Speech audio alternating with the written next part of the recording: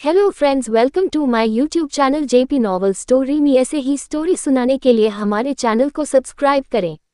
6-10-20 आव्या की नजरें अब तक सामने ही थी, तभी उसे एक जानी पहचानी सी आवाज आती है। आव्या, तुम यहाँ। आवाज जैसे ही आव्या के कानों पर पड़ती है वो सर घुमाकर देखती है। उसके सामने एक लड़का खड़ा था जिसने इस वक्त डॉक्टर कोट पहनी थी। आव्या उस चेहरे को अच्छे से पहचानती थी। आव्या उसे देखकर बोलती है, हाँ, मैंने आज ही ज्वाइन की है। बोलते ही वह अपने डॉक्टर कोट के बेच को दिखाती है जिस पर डॉक्टर आव्या लिखा था। आव्या की नज़र भी उस लड़के के कोट पर जाती है जहां बेच पर डॉक्टर विवान रॉय लिखा था। विवान आव्या को अपना बेच को देखता पाकर हंसते हुए कहता है, ओह, मैंने भी कल ही ज्वाइन की है एंड मुझे तो विश्वास ही नहीं हो रहा कि मेरी क्रश मेरे करीब काम करने वाली है। Thank you so much God. बोलते हुए वह हाथ जोड़ कर ऊपर की तरफ देखता है। आव्या विवान को घूर कर देखने लगती है। विवान सामने देखकर कुछ बोलने को होता है पर सामने इस वक्त कोई नहीं था। विवान पीछे मुड़कर देखता है। आव्या जा रही थी। विवान उसके पीछे भागकर जाता है और आव्या के साथ चलते हुए कहता है, आव्या, मैं तुमसे बात कर रहा हूँ और तुम मुझे इग्नोर करके जा रही हो। आव्या चलते हुए बिना भाव के कहती है, मैं यहाँ बात करने नहीं आई हूँ बल्कि अपना काम करने आई हूँ और तुम भी अपने काम पर ध्यान दोगी तो तुम्हारे लिए ही अच्छा होगा। आव्या ये बोलकर बहुत तेजी से चलकर अपने केबिन में घुस जाती है। वहीं विवान अपने कदम रोककर केबिन को देखता है, फिर धीरे से कहता है, खुलेआम मुझे धमकी देकर चली गई। चल यार विवान बाबू, यहाँ तेरी दाल नहीं गलने वाली, किसी नर्स पर ट्राई करना पड़ेगा। बोलते ही वह अपने केबिन की ओर बढ़ जाता है। आव्या अपने केबिन के चारों ओर देखती है। स्टेथोस्कोप को टेबल पर रखकर वह चेयर को छूने लगती है। चेयर को छूते हुए आव्या के चेहरे पर अपने सपने को पूरा करने का एक सुकून दिख रहा था। आव्या हमेशा से चाहती थी कि वह एक डॉक्टर बने और अपने पूरे परिवार का खुद इलाज करे, क्योंकि एक बार गलती से डॉक्टर ने अप्रीता अर्जुन और प्रीत की बेटी को गलत दवाई दे दी थी जिस कारण वह एक हफ्ते तक बेड पर लेटी रही। उस डॉक्टर को उसकी सजा तो उसकी नौकरी गंवाकर चुकानी पड़ी। उसके साथ ही आव्या के दिमाग में बस डॉक्टर बनने का जुनून सवार हो गया। आव्या का आज पहला दिन था जिस वजह से उसे बहुत सारे पेशेंट न दिया गया। बस 4-5 पेशेंट को देखने के बाद आव्या शांति से आंखें बंद करके चेयर पर टिककर बैठ जाती है। कुछ पल यूं ही शांति से आंखें बंद की ही थी, तभी उसका फोन रिंग होता है। आव्या धीरे से आंखें खोल टेबल पर रखे अपने फोन को देखती है। फोन पर फ्लैश हो रहे नाम को देखकर आव्या जल्दी से कॉल पिक करती है। उसके कॉल पिक करते ही उधर से एक प्यारी सी आवाज आती है, आई मिस सो मच। दी आवाज सुनकर आव्या के होठों पर प्यारी सी मुस्कुराहट आ जाती है। वह मुस्कुराते हुए कहती है, I also miss you so much Arnab. Swarna. पहले तो स्वर्णा की खुशी भरी आवाज आ रही थी, फिर वह कदम से मुंह बनाते हुए कहती है, दी, मुझे कब तक इस बेकार से हॉस्टल में रहना पड़ेगा? अब मुझसे यहाँ नहीं रहा जाएगा, मैं आपके पास आ रही हूँ। आव्या उसकी बात सुनकर एकदम से सीरियस हो जाती है और थोड़ा सख्ती से कहती है, नो अर्ना, और वैसे भी तुम्हारे ग्रेजुएशन 1 मंथ में कंप्लीट हो जाएंगे, उसके बाद मैं तुम्हें खुद आने के लिए कहूंगी। आव्या की सीरियस भरी आवाज सुनकर स्वर्णा उदासी से कहती है, ओके। ऐसे ही कुछ देर तक आव्या और स्वर्णा अपनी बातों पर मग्न हो जाती हैं।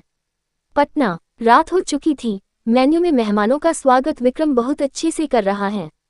उधर विनी को ब्यूट छोटी शील के साथ उसकी फ्रेंड्स भी दुल्हन बनाने में मदद कर रही हैं। विनी कान में ईयरपोर्ट लगाए धीरज से बात कर रही है। धीरज भी इस वक्त शेरवानी पहना है, उसके बटन को उसका दोस्त लगा रहा है। धीरज खुद को आईने में देखते हुए विनी से कहता है, कब ये वक्त निकल जाए और मैं तुम्हें अपनी दुल्हन बनकर देख सकूं। आंखें बंद करता हूं तो तुम्हारा चेहरा, आंखें खोलता हूं तो तुम्हारा चेहरा, अब बस तुम्हारे सिवाय कुछ नहीं चाहिए।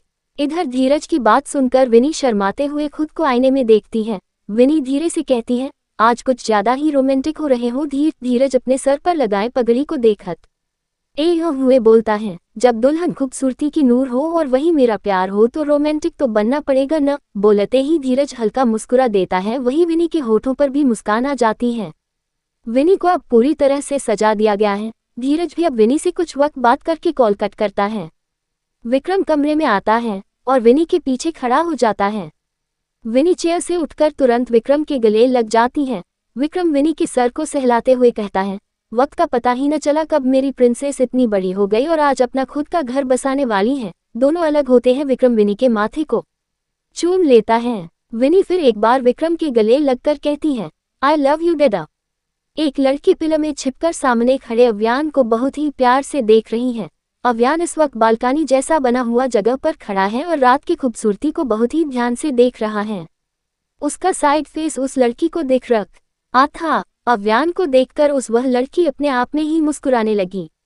तभी उसके को कोई थपथपाते हुए बुलाता है, सितारा। सितारा आवाज सुनकर तुरंत अव्यान से नजरें हटाए पलट जाती है। सितारा सामने देखते हुए कहती है, क्या दी, आपने मुझे डरा ही दिया। उसके सामने खड़ी लड़की उसकी दीदी नितारा थी। नितारा, तुम यहाँ क्यों खड़ी हो और ऐसे छुप छुप कर किसे देख रही हो? बोलते हुए नितारा सामने की ओर देखती है। अव्यान को सामने देखकर नितारा फिर एक बार सितारा को देखती है जो अब शर्मा रही थी। नितारा सितारा की शर्माहट देखकर उसके गाल पर पिच करते हुए कहती है, ओह तो ये माजरा, तुम कहो तो विनी के साथ तेरी भी शादी करवा दूं। बोलकर वह शरारत से मुस्कुरा देती है। सितारा अपने गाल को सहलाते हुए कहती है, आपके बोलने से क्या होता है दी, माँ पापा तो मेरी पढ़ाई खत्म होने के बाद शादी करवाएंगे, वरना मैं तो कब से अव्यान की बनने के लिए तैयार हूँ। बोलते ही वह फिर से अव्यान को देखती है। फिर कुछ सोचते हुए वह नितारा को देखकर कहती है, लेकिन दी क्या अव्यान मुझसे शादी करने के लिए हाँ कहेगा? वो तो मुझे एक नज़र तक नहीं देखता। सितारा का सवाल सुनकर नितारा की मुस्कान फीकी सी पड़ जाती है। नितारा ने एक बार विनी से यह सवाल तो किया था कि अव्यान किसी लड़की से तो प्यार नहीं करता। इस पर विनी ने साफ इनकार करते हुए कहा था कि वो किसी लड़की को नज़र उठाकर नहीं देखता। प्यार तो बहुत दूर की बात है, लेकिन वह अपनी जिंदगी में किसी लड़की को अपनाएगा या नहीं अपनाएगा ये कहना बहुत मुश्किल था। फिर भी नितारा अपने बहन को तसल्ली देते हुए मुस्कुराकर कहती है, ऐसे कैसे हाँ नहीं कहेगा? मेरी बहन इतनी प्यारी है कि कोई भी उसे रिजेक्ट नहीं कर सकता, और जब कोई किसी को बहुत शिद्दत से चाहता हो तो भगवान उसे अपने आप उसकी झोली में डाल देते हैं। ये सुनकर सितारा बहुत ज़्यादा खुश हो जाती है और नितारा को तुरंत गले लगाकर अपनी खुशी जाहिर करने लगती है। कुछ पल में दोनों अलग होते हैं। नितारा सितारा को लेकर चली जाती है। वही ध्रुवंश आकर अव्यान को लेकर चला जाता है। श्रेष्ठा फूलों का हार एक बड़े से थाल में लेकर बढ़ ही रही थी, तभी उसके सामने से आता हुआ दर्श उसके पास रुक जाता है। श्रेष्ठा दर्श को एक नज़र देखकर कहती है, रास्ते से हटो दर्श, मुहूर्त का वक्त हो गया है। दर्श श्रेष्ठा के खूबसूरत चेहरे को देखकर तिरछा मुस्कुराकर कहता है, तुम कहो तो इसी मुहूर्त में हम दोनों शादी कर ले। श्रेष्ठा घूरकर दर्श को देखती है। तभी उन्हें पीछे से आवाज आती है, आइडिया अच्छा है अंकल, मुझे कोई प्रॉब्लम नहीं है आपको डैड बुलाने में। श्रेष्ठा और दर्श एक साथ श्रेष्ठा के पीछे देखते हैं जहां से ध्रुवंश और अव्यान आ रहे थे। ध्रुवंश आगे बढ़कर दर्श के साथ खड़ा होकर बोलता है, मॉम मुझे लगता है अब आपको सिंगल से डब लव हो जाना चाहिए। ये सुनकर श्रेष्ठा ध्रुवंश को बुरी तरह से घूरने लगती है और गुस्से से कहती है, अपनी बकवास बंद करो अंश। बोलते ही श्रेष्ठा एक साथ दोनों को घूरती है और वहां से चली जाती है। श्रेष्ठा के जाते ही दर्श को अपने हाथ में बहुत तेज दर्द होता है। दर्श अपने हाथ को देखता है जहां ध्रुवंश लाइटर से दर्श का हाथ सेक रहा था। दर्श तुरंत अपना हाथ हटाकर ध्रुवंश को देखता है। ध्रुवंश का फेस इस वक्त बहुत ज्यादा डार्क था। ध्रुवंश दर्श के आंखों में देखते हुए सर्द भरी आवाज में बोलता है, आज सुन लिया, अगर आइंदा से ऐसी बात मेरे कान में पड़ी तो मैं भूल जाऊंगा कि आपने हमारी जान न बचाई है। मेरे डैड को मारने वाले आपके डैड है, इसलिए मैं चुप हूँ, वरना एक मिनट नहीं लगेगा आपके डैड ऑफ किंग को मारने में। दर्श एकदम से मुस्कुराते हुए कहता है, पॉजिटिव एंड एटीट्यूड इम्प्रेसिव, बिल्कुल ध्रुव पर गए हो। बाय द वे अगर मुझे महबूबा को अपना बनाना होता तो मैं तुम्हें तो कभी नहीं बचाता, इसलिए अपने दिमाग को थोड़ा शांत रखो, मुझे चोट पहुंचाओगे तो तुम भी बच नहीं पाओगे। बोलते ही दर्श ध्रुवंश का उंगली पकड़कर मोड़ देता है। आह की आवाज के साथ ध्रुवंश अपने हाथ को देखता है। दर्श सिटी बजाते हुए जाने लगता है। इसकी तो मैं। बोलते ही जैसे ही ध्रुवंश दर्श के पीछे जब आने को होता है, अव्यान उसके बाजू को पकड़कर रोकते हुए बिना भाव के कहता है, शुरुआत तुमने की थी अंश, अपने दिमाग को शांत रखा करो। वो बस मॉम का ध्यान डाइवर्ट कर रहे थे। ध्रुवंश चिढ़ते हुए अव्यान को देखता है और फिर अपने उंगली को दिखाकर बोलता है, अब मैं इसका क्या करूं, मॉम ने देख लिया तो प्रॉब्लम हो जाएंगी। ध्रुवंश की उंगली थोड़ी मुड़ गई थी। अव्यान उंगली को एक नज़र देखकर आगे बढ़ते हुए कहता है, तुम्हारी गलती की सजा तुम जानो, मैं इसमें कुछ नहीं कर सकता। अव्यान को जाता देखकर ध्रुवंश मुंह बनाकर कहता है, रुडनेस पसंद, इससे अच्छी तो मेरी ट्यूलिप थी, कम से कम मेरा साथ तो देती थी। ध्रुवंश अब अपने उंगली को देखता है और उसे सीधा करने लगता है। ऐसा करने से उसे बहुत तेज दर्द होता है। हार मानकर ध्रुवंश एक रुमाल निकालकर अपने हाथ पर बांधता है और आगे बढ़ जाता है। मंडप पर धीरज और विनी बैठ चुकी थी। पंडित जी शादी के बंधन में बांधने के लिए मंत्र पढ़े जा रहे हैं। धीरज और विनी इस वक्त एक दूसरे के साथ एक बंधन में बंधने के लिए एकदम तैयार थे। उनके चेहरे की खुशी यह साफ दिखा रही है। देखते ही देखते कन्यादान फेरों से होकर शादी आखिरी चरम तक पहुंच जाती है। धीरज विनी के मांग में सिंदूर भरकर उसे पूरी तरह से अपनी पत्नी स्वीकार लेता है। विक्रम के आंखों में अपनी बेटी को सही हमसफर देने के खुशी की आंसू झलक उठते हैं। धीरज और विनी अपनी नई जिंदगी की शुरुआत खुशी भरे पल जीने के मकसद बड़ों के पैर छूकर आशीर्वाद लेते हैं। विनी विदाई के गम में विक्रम से गले लगकर रोने लगती है। विनी को रोता देखना चाहते हुए भी विक्रम के आंखों में आंसू आ रहे थे। वह बहुत ही प्यार से विनी के सर को सहला रहा था। विनी अब श्रेष्ठा के गले लगकर रोने लगती है। इन सालों में विनी ने श्रेष्ठा को अपनी मां से बढ़कर माना था, जिससे वह उससे बिछड़ने के गम को रोककर जाहिर कर रही थी। ध्रुवंश भी श्रेष्ठा और विनी दोनों के गले लग जाता है, क्योंकि उससे अब बिल्कुल भी रहा नहीं जा रहा था। विनी उसके बाद दर्श के गले लगती है और आखिर में शांत खड़े अव्यान की ओर जाती है और झटके से उसके गले लग जाती है। काफी देर तक अव्यान के हाथ नीचे ही रहते हैं, फिर वह धीरे से विनी की पीठ पर हाथ रखे धीरे से सहलाता है, जिसे देखकर सब इमोशनल हो जाते हैं, क्योंकि अव्यान इतनी जल्दी इन सब चीजों को नहीं करता। वही सितारा जब अव्यान को ऐसे देखती है तो नितारा के कान में धीरे से कहती है, हाय दी, ये मुंडा कितना सोना है, मैं तो पागल हो जाऊंगी इसके प्यार में। सितारा की बात सुनकर नितारा उसके सर पर टिपली माँ। CH7 विदाई के बाद सब मेन्यू से घर वापस लौटकर आ जाते हैं। ध्रुवंश स्टडी रूम में जाकर अपने हाथों से रुमाल निकालकर उंगली में दवाई लगाता है। तभी दर्श आकर उसके हाथों से दवाई लेकर उसके साथ सोफे पर बैठ जाता है। ध्रुवंश दर्श को देखते हुए कहता है, अंकल, ये क्या कर दिया है आपने, उंगली सीधी ही नहीं हो रही। दर्श मुस्कुराते हुए उसके हाथ को पकड़कर कहता है, तुम्हें चंप बुलाता हूँ, इसका मतलब ये नहीं कि तुम मुझसे जीत जाओगे। हमेशा ये बात याद रखना कि मैं तुमसे बड़ा हूँ। बोलकर दर्श ध्रुवंश की उंगली एक झटके में फिर एक बार मोड़ता है। ध्रुवंश दर्द से अपने हाथ को पीछे करता है। कुछ पल में उसे एहसास होता है कि उसे कोई दर्द नहीं हो रहा है। वह अपनी उंगली करके दर्श को देखता है। दर्श ध्रुवंश को देखता पाकर कहता है, अगर मैं दर्द दे सकता हूँ तो उस दर्द का इलाज भी मैं ही कर सकता हूँ। बोलते ही दर्श उठकर चला जाता है। ध्रुवंश उसे बस देखता रह जाता है। अगले दिन अव्यान रेडी होकर खड़ा दीवार पर लगी आव्या की तस्वीर को देख रहा है। अचानक अव्यान की नज़र प्रन्या की तस्वीर पर जाती है, जिसमें सारे बच्चे मौजूद थे। प्रन्या आव्या के सामने खड़ी थी। प्रन्या को देखते हुए अव्यान के कानों में एक न्यूज रिपोर्टर की आवाज़ सुनाई देने लगती है।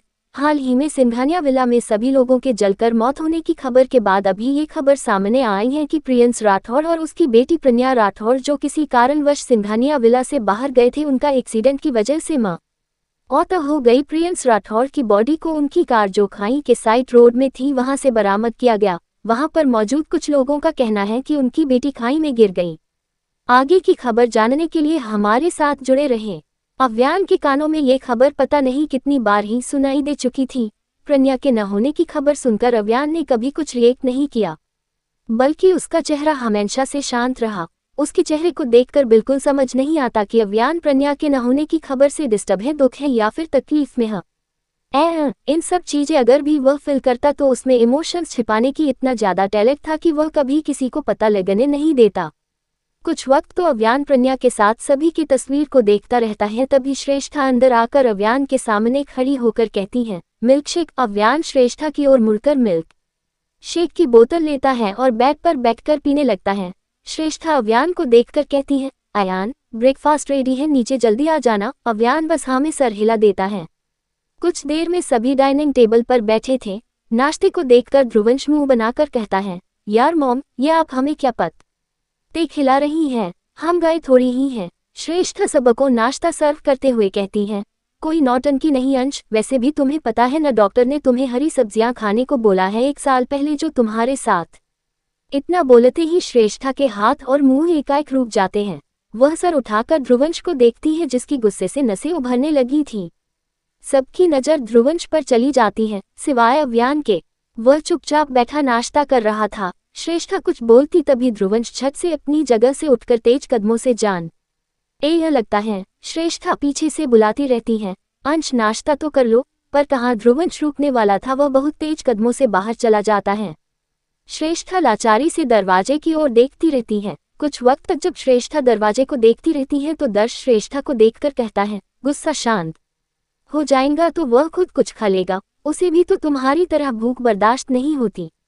फिलहाल तुम बैठो। श्रेष्ठा दरवाजे की ओर से नजरें हटाए चेयर पर बैठकर कहती है, जब भी उस साल की बात करती हूँ तो अंश को गुस्सा आ जाता है। आखिर अंश के साथ ऐसा क्या हुआ था जिसकी वह बात तक नहीं करना चाहता? तुम सब मुझसे क्या छिपा रहे हो? बोलते ही श्रेष्ठा सबको देखने लगती है। विक्रम जल्दी से कहता है, मैं तो यहाँ था ही नहीं। उसका जवाब सुनकर श्रेष्ठा दर्श को देखती है। दर्श श्रेष्ठा को देखकर ना में सर हिलाते हुए कहता है, मुझे भी नहीं पता, मुझे तो अव्यान ने कॉल करके हॉस्पिटल बुलाया था।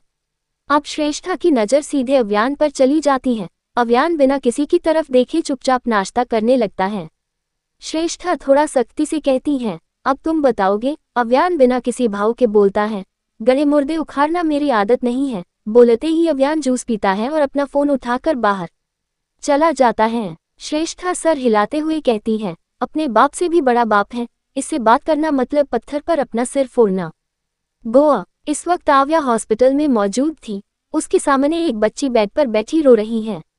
वह बच्ची रोते हुए बोलती है, डॉक्टर आंटी मुझे इंजेक्शन नहीं लगाना। माँ छोटी, मुझे इंजेक्शन से बहुत ज्यादा डर लगता है, बहुत दर्द होता है। आव्या इंजेक्शन को तैयार करते हुए कहती है, अच्छा ऐसा है क्या, बहुत दर्द होता है? वह बच्ची इंजेक्शन को देखकर फिर एक बार रोने लगती है।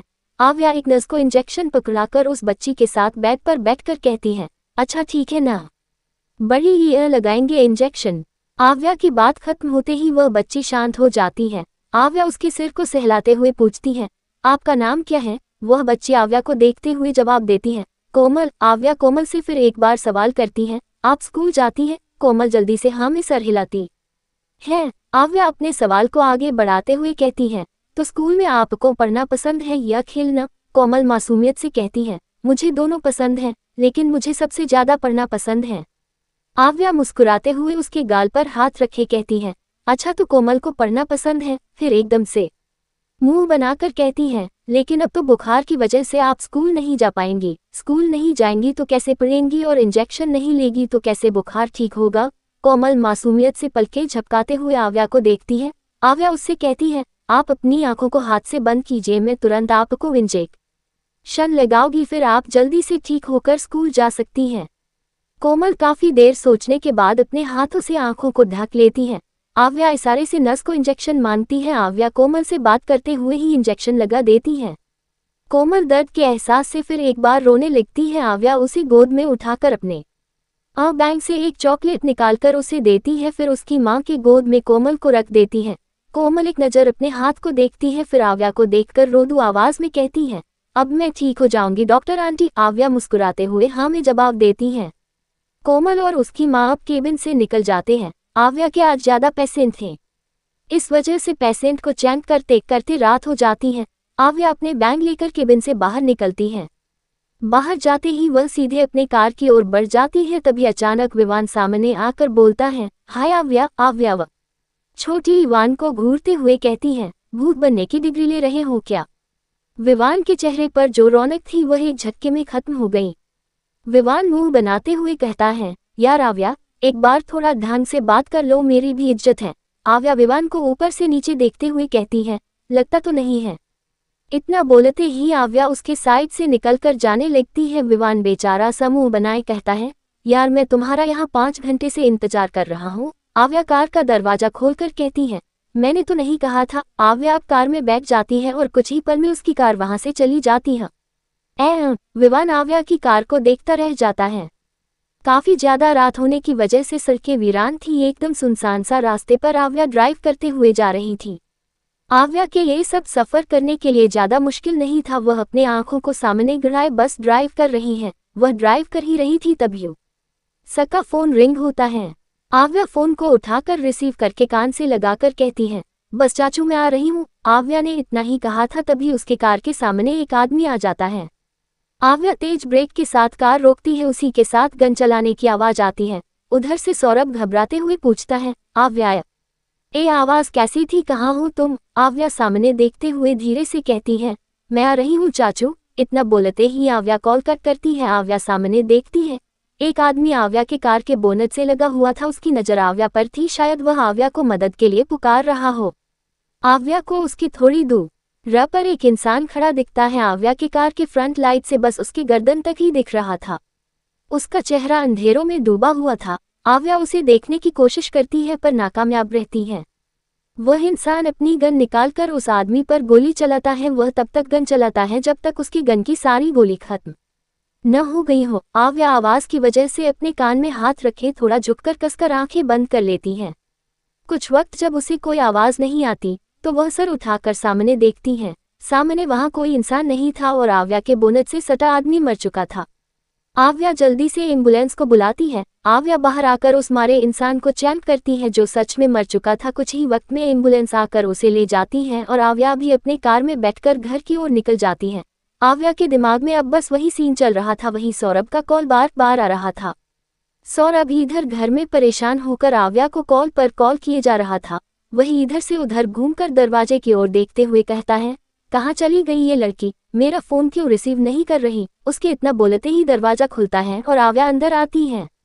आव्या कहीं गुमसी दरवाजे को बंद करती है और आगे बढ़ने लगती है। आव्या को देखते ही सौरभ जल्दी से उसकी ओर बढ़ता है और परेशान भरे शब्द में पूछता है, इतनी देर कैसे हो गई। वो आवाज क्या थी, तुम ठीक तो हो ना आव्या। आव्या जो अब तक अपने ख्यालों में गुम थी, उसका ध्यान सौरभ के सवालों से टूटता है। वह सर उठाकर सौरभ को देखती है। सौरभ के परेशान भरे चेहरे को देखकर आव्या जल्दी से खुद को नॉर्मल करती है। फिर बैग को सोफे पर रखकर कहती है, मैं बिल्कुल ठीक हूँ चाचू, और मैं लेट इसलिए हुई क्योंकि आज ज़्यादा पेशेंट थे। आपको तो पता है मैं कितनी ज़्यादा टैलेंटेड हूँ। कल ही ज्वाइन की और आज ही मेरे इतने ज़्यादा पेशेंट आ गए। बोलते ही आव्या प्राउड वाली स्माइल करती है। सौरभ जल्दी से बोलता है, और वो आवाज़ जब मैं तुमसे बात कर रहा था तो वो आवाज़ कैसी थी। काव्या अनजान बनते हुए कहती है, कौन सी आवाज, मुझे तो कोई सुनाई नहीं दी। सौरभ इससे आगे कुछ पूछता आव्या जल्दी से कहती है, चाचू अब बस भी कीजिए, इतने सब आना तो मम्मा भी नहीं करती थी और वैसे भी मुझे बहुत भूख लगी है, मैं फ्रेश होकर आती हूँ। आव्या बैग उठाकर अब अपने कमरे की ओर चली जाती है। सौरभ आव्या को जाता हुआ देखकर खुद से बोलता है, दर्द परेशानी को बहुत अच्छे से छिपाना आता है तुम्हें, जैसे भाभी किया करती थी। उद्धरण चिन्ह अल्पविराम। आधी रात में आव्या के माथे पर पसीने की बूंदें उसके बुरे सपने की पहचान को दिखा रही थी। आव्या के सामने इस वक्त एक लड़का खड़ा था जिसका चेहरा बस अंधेरों में डूबा हुआ था। वह वही लड़का था जो आज आव्या ने देखा था। उसने इस वक्त आव्या को कमर से पकड़ा हुआ था। आव्या उसके बहुत करीब थी लेकिन फिर से उसे उसका चेहरा नहीं दिख पा रहा था। आव्या बस उसे एकटक देख रही थी। तभी वह लड़का गन निकालकर आव्या के पीछे शूट करता है।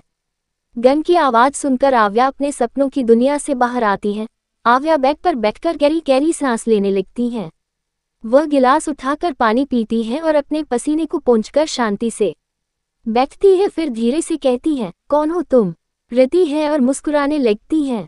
Child king mental hospital. आव्या आज फिर एक बार आदित्य से मिलने मेंटल हॉस्पिटल आ पहुंची। आव्या आदित्य से मिलने के लिए डॉक्टर मदन से बात कर रही है लेकिन आदित्य की उस बार की हरकत को देखकर वह आव्या को आदित्य से मिलने के लिए साफ साफ मना करते हैं। डॉक्टर मदन आव्या से, देखिए मिस आव्या, आप भी एक डॉक्टर हैं, आपको हमारी बात समझनी चाहिए कि मिस्टर सिंघानिया आप किसी से मिलने के हालत में नहीं हैं, आप पहले दिन ये देख चुकी हैं।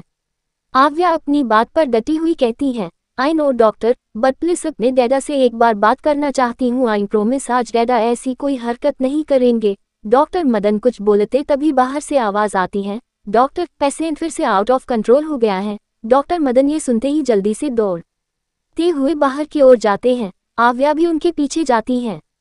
डॉक्टर मदन और आव्या अंदर जाकर देखते हैं तो आदित्य ने इस वक्त वार्ड बॉय को पीछे से गर्दन को बहुत जोरों से लपेटा था। आदित्य को छुड़ाने के लिए दूसरा वार्ड बॉय आदित्य को डंडे से मार रहा था। जैसे ही आव्या ये देती है गुस्से से उसकी आंखें लाल हो जाती है। वह जल्दी से आगे बढ़कर उस वार्ड बॉय को जोर से धक्का देती है और जोर से चिल्लाती है, तुम्हारी हिम्मत भी कैसे हुई मेरे डैडा को छूने की। डॉक्टर मदन तो एकदम से हैरान हो जाते हैं। आव्या सबको गुस्से से घूरने लगती हैं।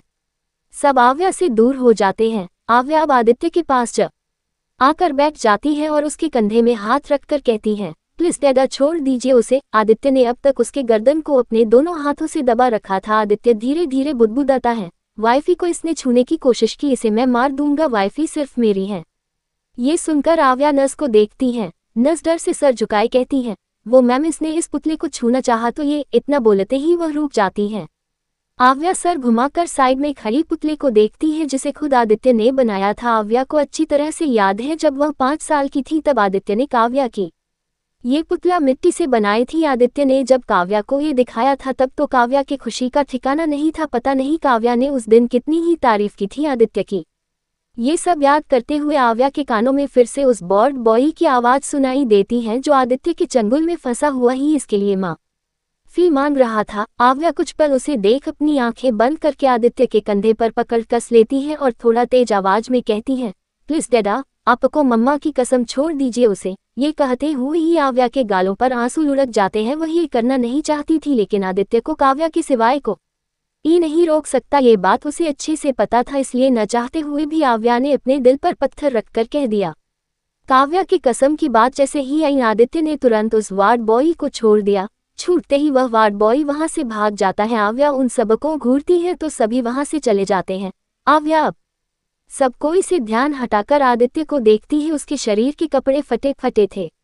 उन फटे जगहों में उसके चोटों का निशान साफ दिख रहा था। आव्या उन चोटों को देखते हुए छूने लगती है। वहीं आदित्य की नज़र भी आव्या पर टिक जाती है। आव्या की पलकें, उसके होंठ, नाक बिल्कुल काव्या की तरह थी जिसे आदित्य कभी नहीं भूल सकता था। आव्या थोड़ा थोड़ा काव्या जैसे ही दिखती थी। आव्या उन चोटों को छूते ही अपने शरीर में उस दर्द का अनुभव करने लगती है। कुछ पल तो आव्या ऐसे ही आदित्य को देखती रहती है, फिर झट से उसके गले लग जाती है। आदित्य आव्या के ये करने पर कोई रिएक्ट नहीं करता। आव्या आदित्य को गले लगाए आंखें बंद कर लेती है। कुछ देर बाद सौरभ और डॉक्टर मदन वहां पर उपस्थित थे। आदित्य चुपचाप सा आव्या के सीने से लगे हुए उसकी उंगलियों को टच कर रहा था या यूं कहे खेल रहा था। वहीं आव्या आदित्य के लंबे बालों पर हाथ फेर रही थी। आव्या आदित्य के चेहरे को देखते हुए कहती है, ये कोई तरीका होता पेशेंट को ट्रीट करने का? कैसी हालत बना दी आप लोगों ने मेरे डैडा की। डॉक्टर मदन शर्मिंदगी से सिर झुकाए बोलता है, आई एम सॉरी, आइंदा से हम आपको शिकायत का कोई मौका नहीं देंगे। आव्या तुरंत जवाब देती है, शिकायत का मौका तो तब देंगे जब डैडा यहाँ रहेंगे। अब एक मिनट भी मैं डैडा को यहाँ रहने नहीं दूंगी। चाचू, डैडा को हम अपने साथ लेकर जाएंगे।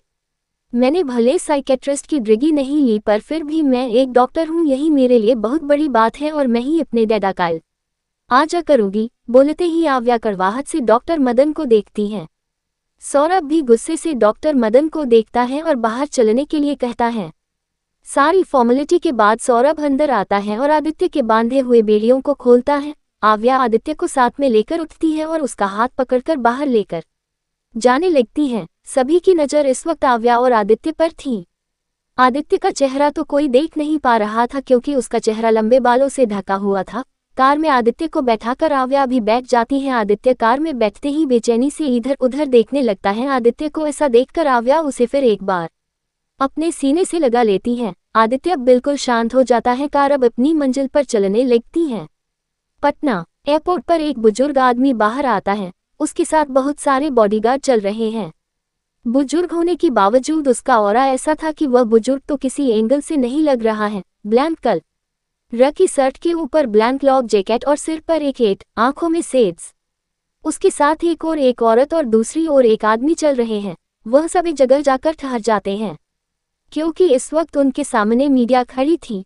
तीनों को देखकर मीडिया आगे बढ़ने को होती, तभी बॉडीगार्ड सामने आकर दूर से क्वेश्चन करने का बोलते हैं। मीडिया उनके हाथ में गन देखे थोड़ा दूर होकर सवाल करते हैं, किंग, हमने सुना है नए किंग के चुनाव में 2 लोग खड़े हैं जिसमें एक तो डी और दूसरा टाइगर है, तो आपके एक्सपीरियंस से दोनों में सबसे बेस्ट कौन है?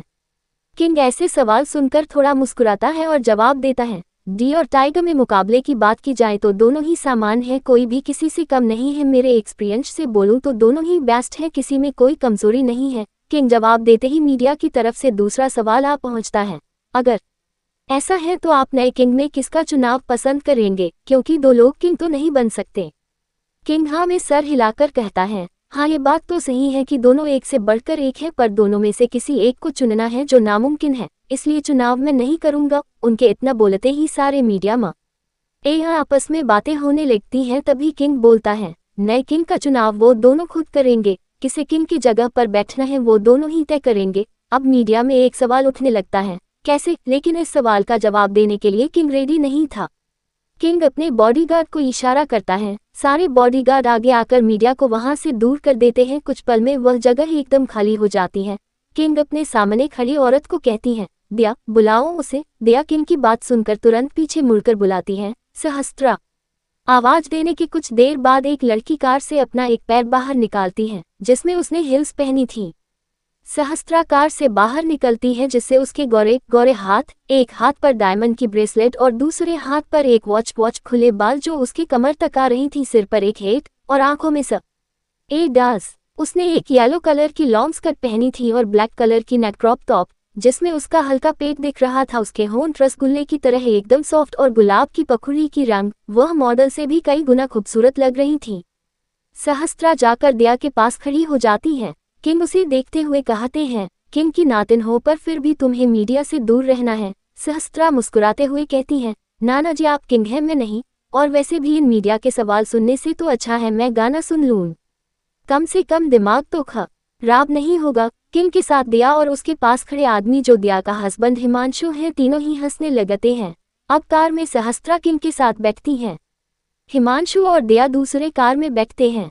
इधर ध्रुवंश, अव्यान और दर्श टीवी न्यूज को देख रहे हैं। ध्रुवंश सोचते हुए कहता है, हम दोनों खुद चुनाव करेंगे, मतलब क्या है इस बुढ़े का। बुढ़ा सुन दर्श ध्रुवंश को घूरने लगता है। ध्रुवंश दर्श को घूरता पाकर चिढ़ते हुए कहता है, अब क्या हुआ, ऐसे क्यों घूर रहे हैं, बुढ़ा है तो बुढ़ा है, बड़ी ये न बोलूंगा, और वैसे भी इसी ने मेरे डैड को मारा है, ऐसे मारा कि आज तक उनकी बॉडी तक नहीं मिली। ये सुनकर अव्यान धीरे से बोलता है, बॉडी। बोलते हुए वह कुछ सोचने लगता है।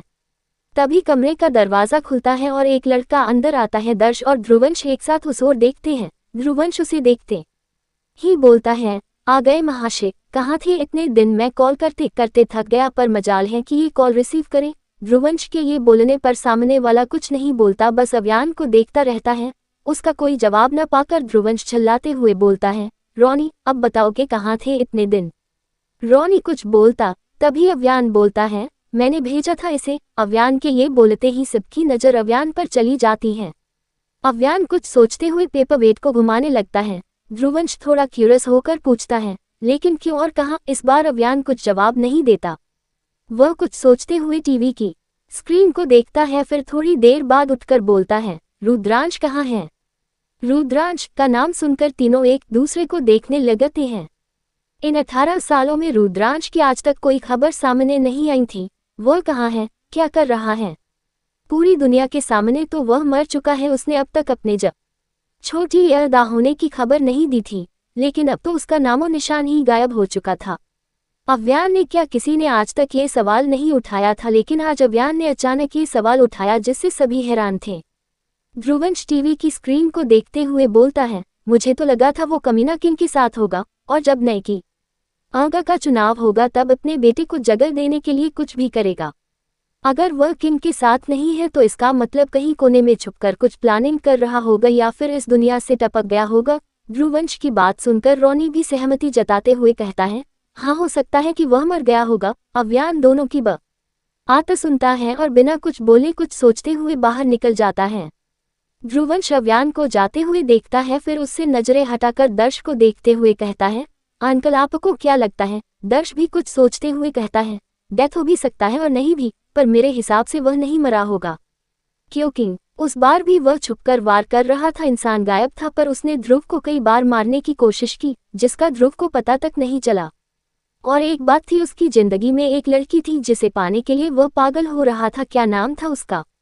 सोचते हुए दर्श अपने सिर पर टैप करता है, फिर एकदम झल्लाते हुए कहता है, क्या नाम था यार उसका। दर्श सोचते जा रहा था। इधर ध्रुवंश और रोनी उसके बोलने का वेट कर रहे थे। दर्श हार मानकर आह भरते हुए कहता है, आह याद ही नहीं आ रहा, पता नहीं क्या नाम था उसका। जो भी था, लेकिन रुद्रांश उसे का छोटी सी भी हालत में पाना चाहता था। उसी लड़की से उसका बेटा हुआ और वह फिर एक बार प्रेग्नेंट भी हुई थी, पर रुद्रांश की चंगुल से भागने की कोशिश करते हुए उसने अपने बच्चे को खो दिया था, पर वह रुद्रांश की चंगुल से भाग गई थी। बोलते हुए दर्श रुक जाता है। ध्रुवंश और रोनी बहुत गौर से उसकी बात को सुन रहे थे। Chennai kings jail. अगली सुबह गार्डन में एक नाई आदित्य के बाल काट रहा था। वहीं आव्या आदित्य के नेल्स कट कर रही थी। वहीं आदित्य इन सब चीजों से परेशान होकर बार बार हिल रहा था। आव्या उसे हिलता देखकर बोलती है, डैडा डोंट मूव। बोलते हुए आव्या का पूरा ध्यान आदित्य के नेल्स का कट करने पर था। आदित्य अब आव्या को देखता है। आव्या के चेहरे पर आदित्य को काव्या का चेहरा दिखता है और काव्या के साथ वह पल याद आने लगते हैं। Past scene. काव्या सोफे पर बैठी हुई अपनी नेल्स को देखती हुई कहती है, ये आपने क्या कर दिया? मैंने कितनी मुश्किल से अपने नेल्स बढ़ाए थे आपने उसे काट दिया। अब मैं नेल्स पॉलिश कहाँ लगाऊंगी? बोलते ही काव्या बच्चों जैसा मुंह बना लेती है। आदित्य नेल कटर टेबल पर रखकर कहता है, तुम्हें पता है इतने लंबे लंबे नेल्स रखने से सारी गंदगी उसमें चली जाती है और फिर बीमार होने के चांसेस बढ़ जाते हैं। इतना बोलते ही आदित्य काव्या को खींचकर अपनी गोद में बिठा देता है। काव्या आदित्य को हैरानी से देखती है। आदित्य काव्या के नाक को पकड़कर खींचते हुए कहता है, और मुझे मेरी वाइफी को बीमार होते हुए नहीं देखना। बोलते ही आदित्य काव्या के नाक को छोड़कर उस पर किस करता है। काव्या मुस्कुराते हुए आदित्य को देखती है। तारानकन तारानकन तारानकन। बाल और नेल्स कट करने के बाद काव्या सौरभ से कहकर आदित्य को नहला देती है, अच्छे से कपड़े भी पहना देती है। अब आदित्य का रूप बिल्कुल पहले जैसा दिख रहा था। भले ही उम्र हो गई हो पर आदित्य पहले जैसा ही दिखता था। उसे बुरा तो बिल्कुल कहा नहीं जा सकता। काव्या आदित्य को अपने हाथों से खाना खिलाती है और आदित्य भी चुपचाप खा लेता है। सौरभ तो बस काव्या को आदित्य का ख्याल रखते हुए देख रहा थी। आखिर में काव्या आदित्य को दवाई खिलाती है और सौरभ को देखते हुए कहती है, चाचू, मम्मा के सारे सामान आपने कमरे में रखवा दिया है न? सौरभ सिर हिलाते हुए कहता है, हाँ, हॉस्पिटल से आए सामान और कुछ वीडियो जो मेरे पास थी सब कुछ मैंने कमरे में रखवा दिया है। सौरभ की बात सुनकर काव्या आदित्य को कमरे में ले जाती है। वह कमरा काव्या के फोटो और वीडियो से भरा पड़ा था।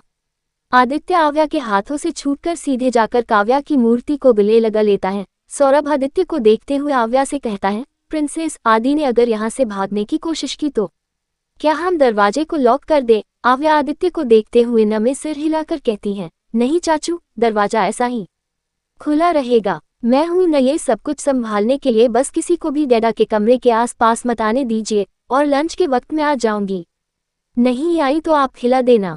सौरभ कभी आदित्य को देखता है तो कभी काव्या को। काव्या हल्का सा दरवाजा लगाकर कहती है, फिलहाल मैं हॉस्पिटल जा रही हूँ, कुछ भी होगा तो मुझे कॉल कर देना। सौरभ हमें जवाब देता है तो काव्या अपना बैग लेकर निकल जाती है।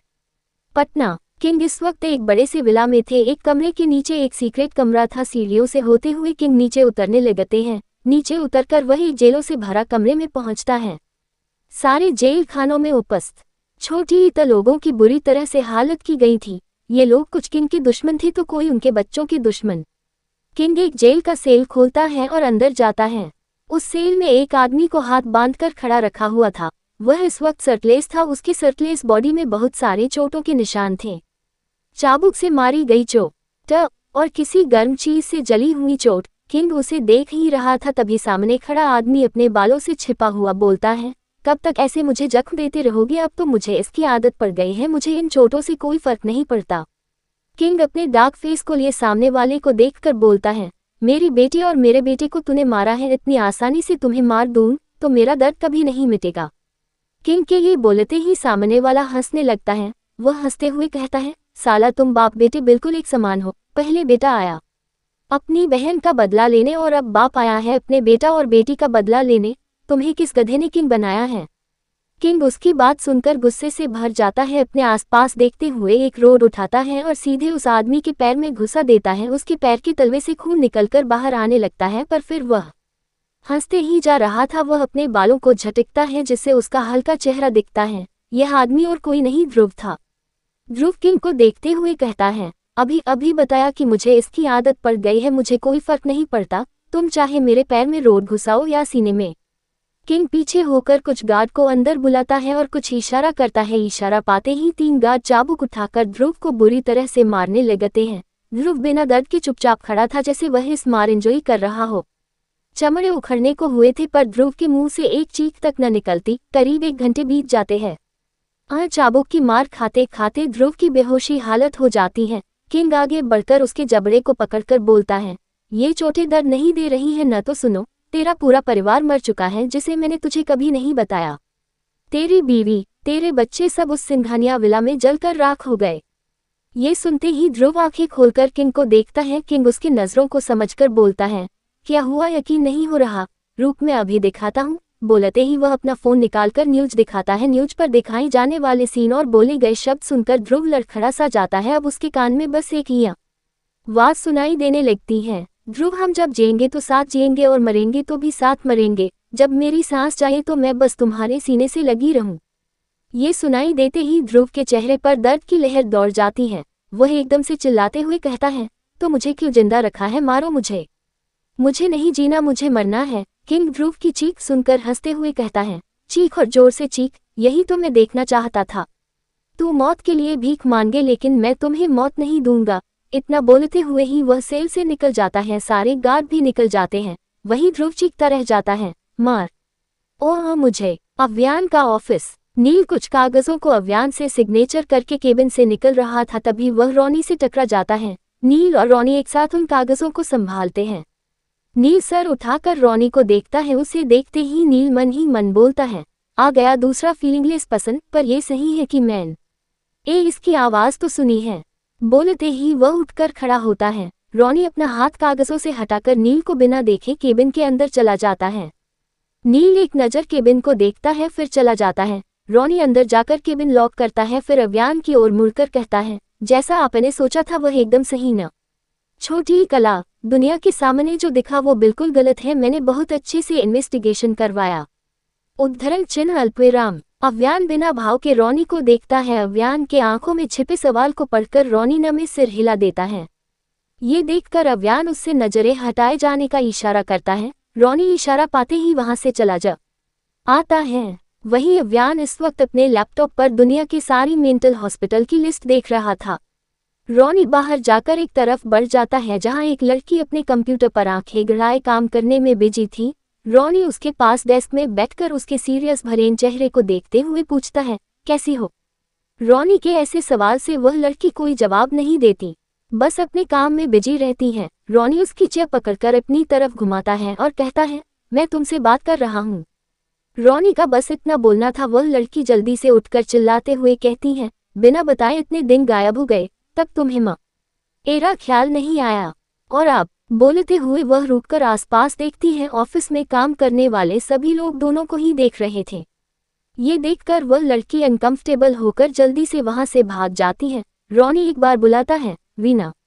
बुलाकर वह भी उसके पीछे चला जाता है। वीना भागते हुए जा ही रही थी, तभी रॉनी उसका हाथ पकड़कर खींचकर उसे दीवार में सटा देता है और अपने दोनों हाथ दीवार पर उसके इर्द गिर्द रखकर देखने लगता है। वीना भी सिर उठाकर रॉनी को देखने लगती है, फिर उसके आंखों में देखते हुए ही कहती है, पता है कितने सारे कॉल्स किए मैंने तुम्हें, पर तुमने एक बार भी रिसीव नहीं किया।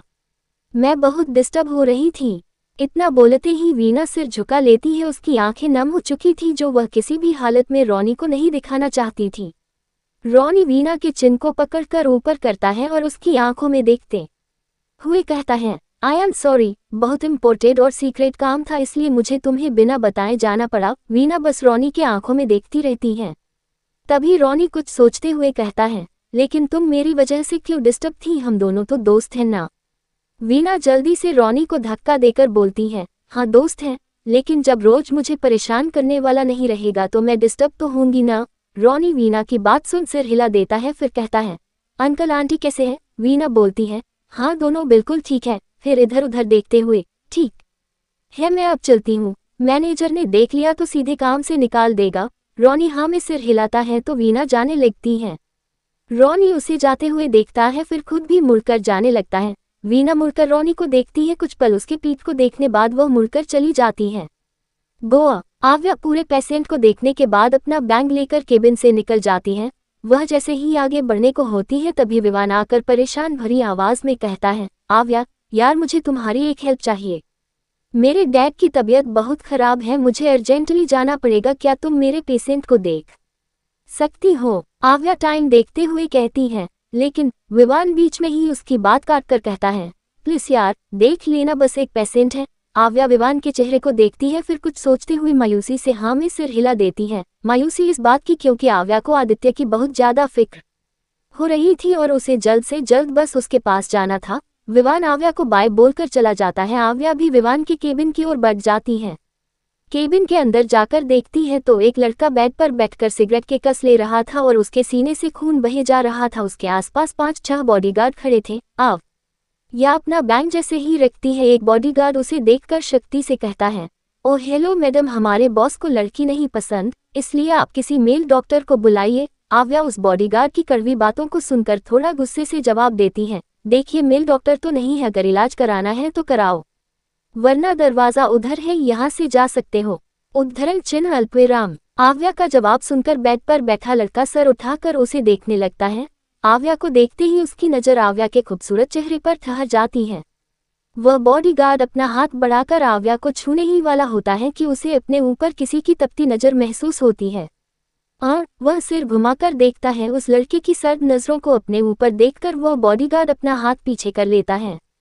चटैन टाइगर एंड डी। बॉडीगार्ड को डरता देखकर आव्या सिर घुमाकर उस लड़के को देखने लगती है, पर आव्या जैसे ही सिर घुमाने वाली होती है तभी वह लड़का दूसरी ओर देखने लगता है, जिस वजह से आव्या ये बिल्कुल नहीं देख पाती कि वह उसे देख रहा था। बॉडीगार्ड के रंगत अचानक ही बदल जाते हैं और वह बहुत ही पोलाइट होकर बोलता है, मैम आप बॉस को चेक कर सकते हैं। बॉडीगार्ड के बोलने पर आव्या एक नज़र उसे देखती है, फिर कुछ सामान लेकर उस लड़के की तरफ बढ़ जाती है।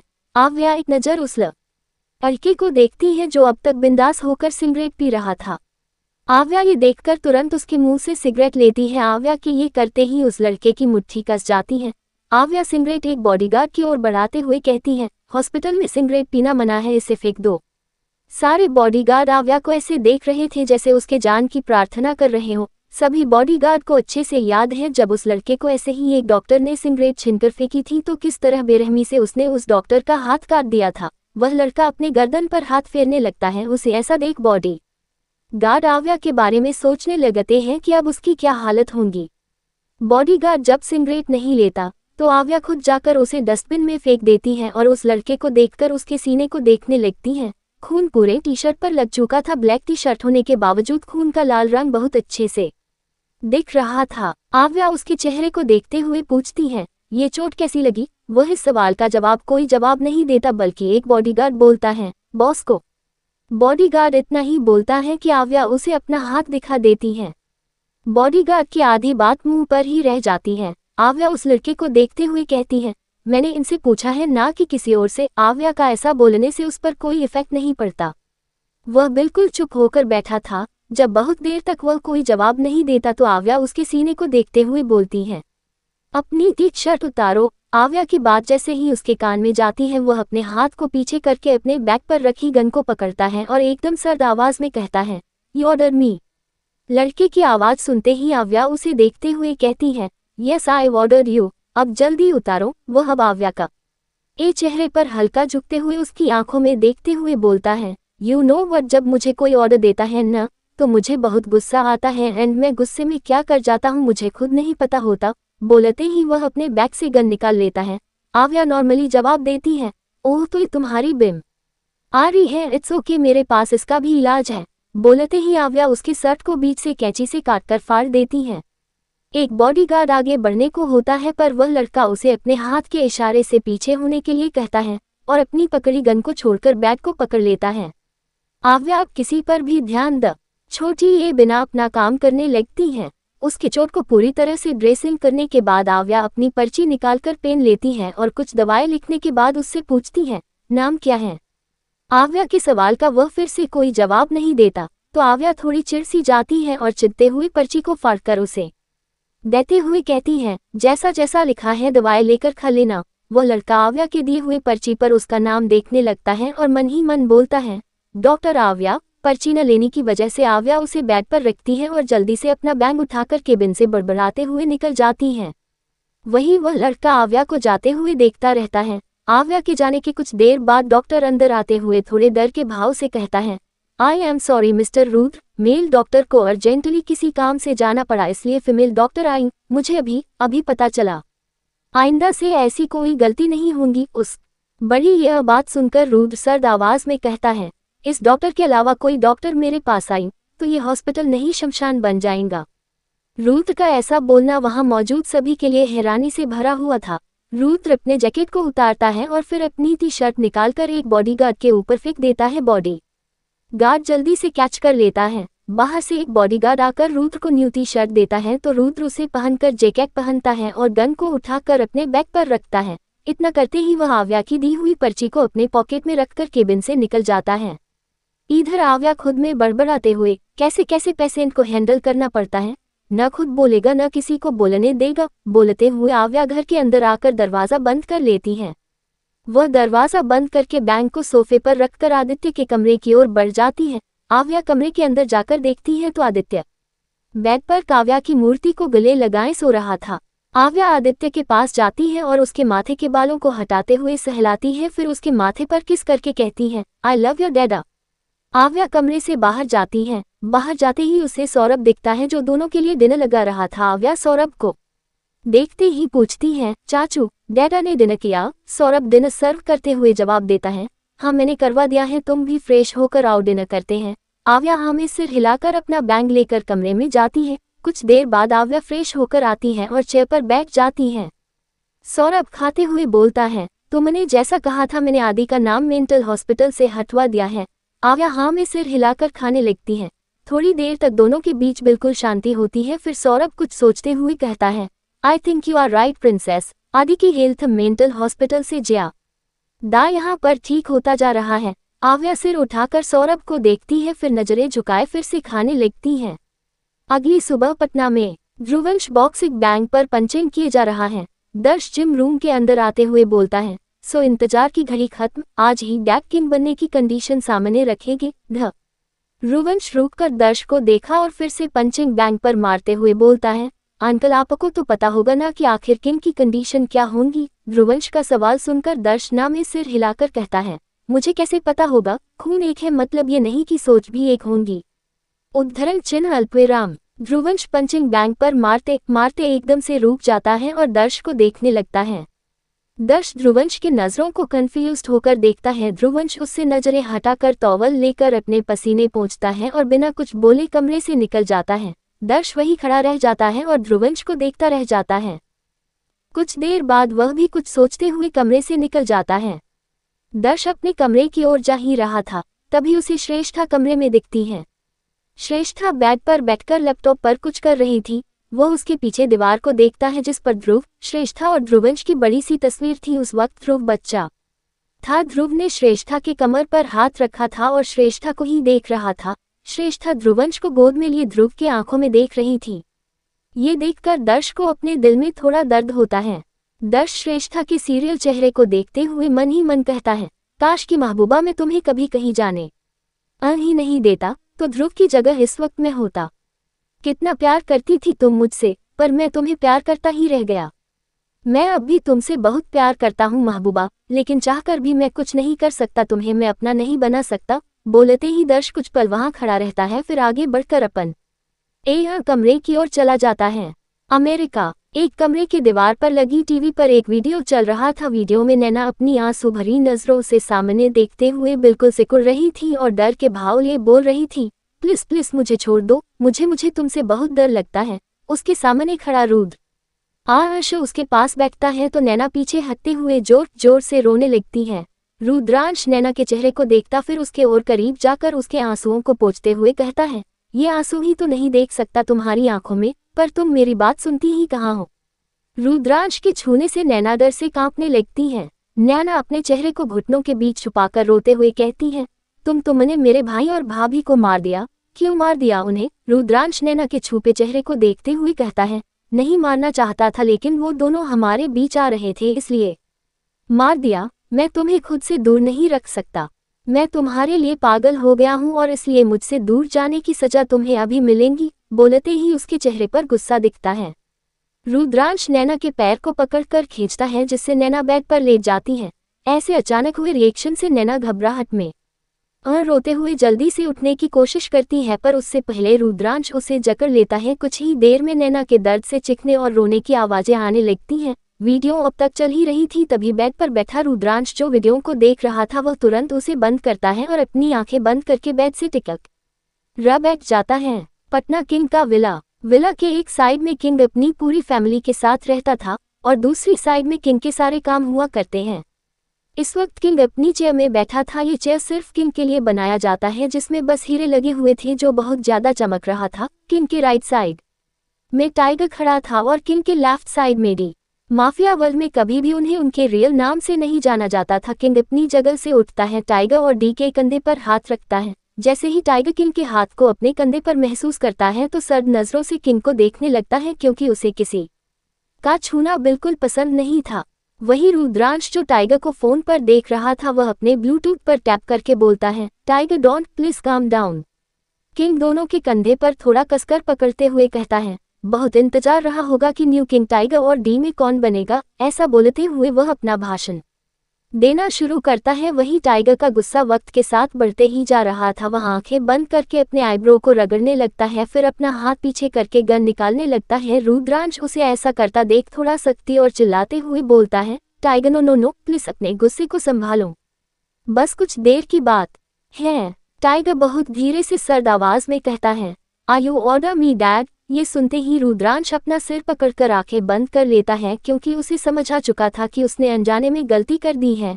रुद्रांश अपने बेटे को अच्छे से जानता था कि वह उससे भी ज्यादा सनकी टाइप है।